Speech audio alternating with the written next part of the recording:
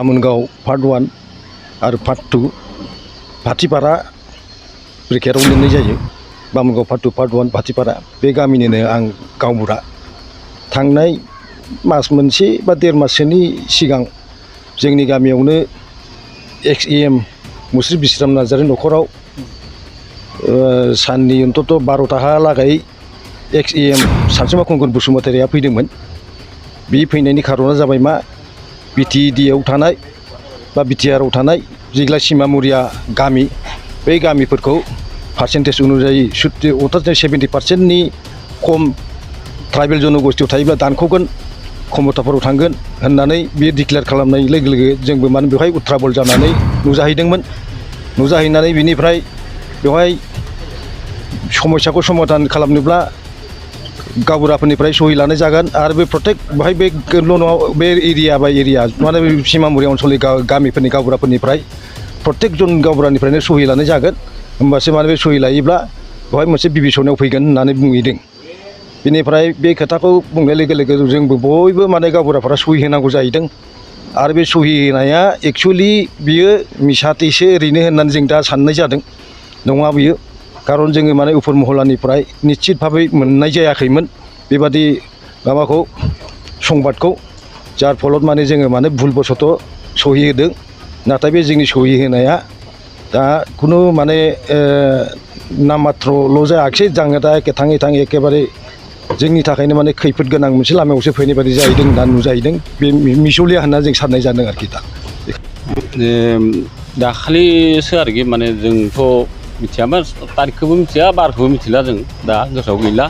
बे जोंनि माबायाव बामोनगाव पार्ट 1आव बिसिराम एक्स एम बिथाङा जोंखौ माने लेंहरदों आरोखि सानसे सिगां खबरखौ हरदों। बिनि अखानायै माने जोंखौ लेंहरनानै जों थांबाय। थांनानै बिथांमोना बुंदों मा नोंसिनि बे बर्डार एरिया गामिफोरा माने बिटिआरनि बाहेरायाव थांसिगोन माने कमतापुर साहित्य परिषदआव माने हाबसिगोन आरो बेखायनो नोंथांमोना बिदिनो सहि होनांगौ आरोखि जाहाथे बिटिआर थानोबा बेखिनिखौ बुंनानै जोंखौ माने ब्लेंक पेपाराव जोंनिफ्राय सिगनेसार आरो सिल सोर लादों बेखौ सोर लादों बिथाङा आरो सोर दंमोन जों बे समाव थांनाय समाव बिथाङा हारसिंमोन आरो जोंनि एक्स एमआ दंखायो लोगोआवनो बिसिराम नार्जारि। माबाफोर खावलायनो गोनां दं नामा? बिथाङा जोंखौ बेबायदि ब्लेकमेल खालामनो नाङामोन। बिथाङा दा बारा गोबाव माने थांना थानायनि समायानो गैला। बे बोराय बैसोआव दा जोंखौ बै बोराय गावबुराफोरखौ ब्लेकमेल खालामनानै जोबोद खैफोदाव खोलैबाय आरोखि बेबायदि खालामनो नाङामोन आरो जोंखौ। बर' रायजो जों दा बेसेबां खस्थ' खालामनानै बेसेबां आन्दलन मानसिनि थैजों दुगैनानै जों बिटिआरखौ मोन्दों। जों दा मानो बिटिआरखौ जों माने बातिल खालामनो बिटिआर सुक्तिखौ जोंथ' बेफोरखौ माब्लाबो मिथिब्लाथ' जों माब्लाबा सहि होआमोन आरो। गोजोनथाव खौरां आसामाव थानाय बयनिख्रुइबो साबसिन सोलोंथाइ होग्रा मिरुफोरनि गेजेराव टेक बुस्टाराबो गंसे। क'क्राझार जिल्लानि सिङाव थानाय CST फिसारि मावख'नि साखाथियाव थानाय खारगावआव बे टेक बुस्टारा दङ। बेयाव बयनिख्रुइबो मोजांसिन सोलोंथाइ आरो नेम सोलिनाय गोग्गो थाखो खथानि सुबिदा दङ। सारा भारतनि गेजेराव सायख'जानाय बायदि सोलोंथाइजों सोमोन्दो थानाय फोरोंगिरिफोर दङ। टेक बुस्टाराव प्रफेशनेल जार्नालिस्ट आरो टेकनिकेल कर्सफोरखौ होनाय जायो। 24 घन्टा रैखाथिनि थाखाय मोजां सुबिदा आरो टेक बुस्टारा नोंथांमोनखौ सौहैहोगोन नोंथांनि थांखिसिम।